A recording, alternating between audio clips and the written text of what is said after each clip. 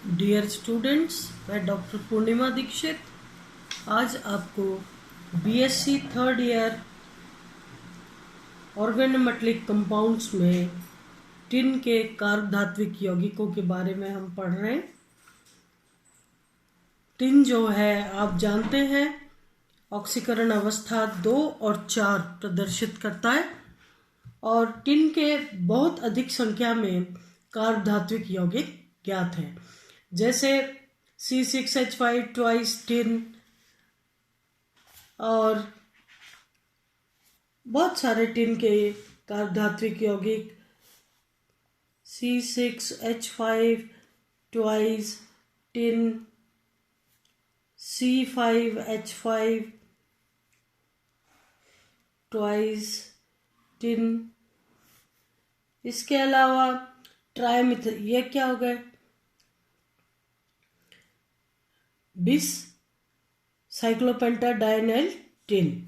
इसके अलावा CH3 4SN trimethyl tin.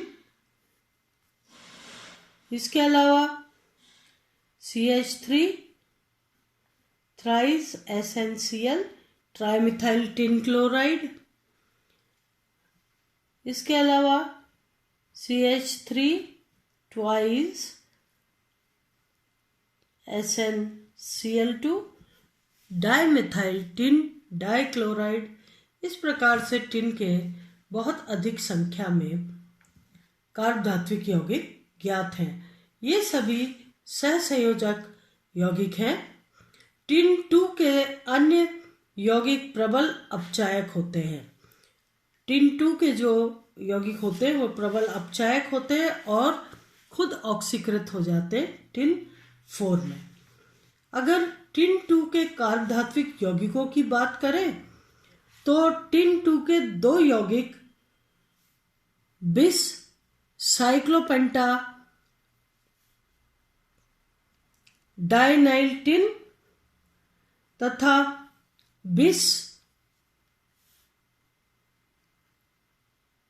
इसमें आप देखिए बाहर 2 लगा है, अंदर भी 2, तो बिस, फिर बिस आया, ट्राइमेथाइल सेलाइल, 3 मिथाइल समूह लगे और सिलिकॉन लगा हुआ है तो हो गया बिस, फिर बिस ट्राइमिथाइल सिलाइल और ये मेथिल समूह हो गया तो मेथिल टिन।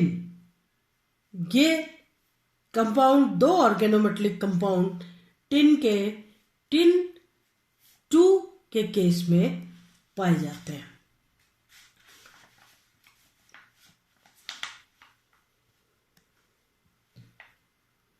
और R2SN, जहां R एल्किल एवं एरिल समूह यौगिक जो टिन के बनाते हैं वो चतुर्संयोजी टिन के चक्रीय बहुलक होते हैं। अगर हम विरचन के लिए देखें तो टिन डाइक्लोराइड, ये फिर क्या हो गया, बिस ट्राइमिथाइल सेलिल मेथिल लिथियम के साथ अभिक्रिया करके बिस ट्राइमिथाइल सेलाइल मेथिल टिन बनाते हैं। इसी प्रकार से अगर देखा जाए तो C5H5Na क्या हो गया, sodium cyclopentadienyl sodium tin chloride के साथ मिलके बिस साइक्लोपेंटाडाइनाइल टिन कंपाउंड्स बनाते हैं। ये जो टिन कंपाउंड्स हैं इनका वायु में ऑक्सीकरण हो जाता है और बहुत तेजी से +2 ऑक्सीकरण अवस्था से +4 ऑक्सीकरण अवस्था में चेंज हो जाते हैं, बदल जाते हैं, परिवर्तित हो जाते हैं या स्वयं ऑक्सीकृत हो जाते हैं और दूसरों को अपचयित कर देते हैं। ये यौगिक रिक्त डी कक्षकों की उपस्थिति के कारण लुईस अम्ल की भांति कार्य करते हैं चूंकि आप जानते हैं कार्बन के नीचे सिलिकॉन और फिर टिन, जर्मेनियम और फिर टिन, तो इस तरीके से इनके s कक्षक में 2 इलेक्ट्रॉन और p कक्षक में 2 इलेक्ट्रॉन होते हैं, जबकि d कक्षक खाली होते हैं। और ये d कक्षकों की उपस्थिति के कारण, रिक्त d कक्षकों की उपस्थिति के कारण लुईस अम्ल इलेक्ट्रॉन आसानी से इलेक्ट्रॉन पेयर ग्रहण कर लेते हैं और लुईस अम्ल की भांति कार्य करते हैं और लुईस क्षारों के साथ उत्पाद बनाते हैं। लेकिन एक चीज और है, चूंकि टिन पर एक लोन पेयर ऑफ इलेक्ट्रॉन उपस्थित है, तो इलेक्ट्रॉन के एकल युग्म की उपस्थिति के कारण प्रबल लुईस अम्लों की भांति भी ये व्यवहार करते हैं। किनके साथ? BF3 इलेक्ट्रॉन न्यून यौगिकों के साथ, या AlCl3 ये भी इलेक्ट्रॉन न्यून है, Br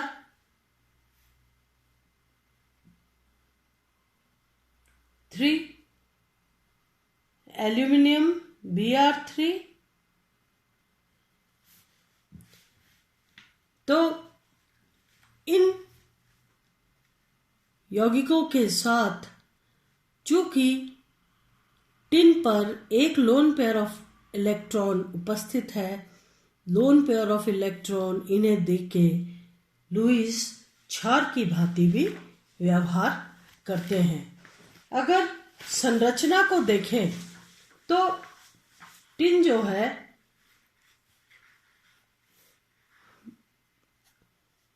+2 अवस्था में कुछ ही ऑर्गेनोमेटेलिक कंपाउंड्स बनाता है, जिनमें से एक आपने देखा ये साइक्लोपेंटाडाइनाइल बिस साइक्लोपेंटाडाइनाइल टिन संकुल।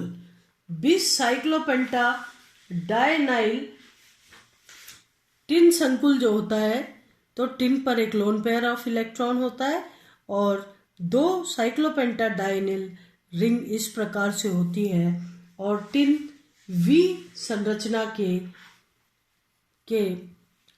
जो कंपाउंड की संरचना है, यौगिक की संरचना है, वो V संरचना होती है।